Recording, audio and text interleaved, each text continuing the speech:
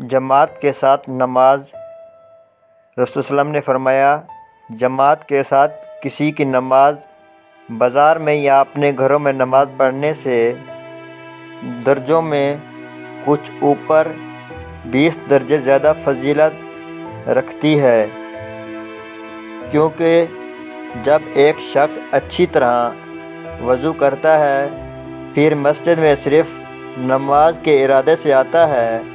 نماز کے سوا اور کوئی چیز اسے لے جانے کا باعث نہیں بنتی، تو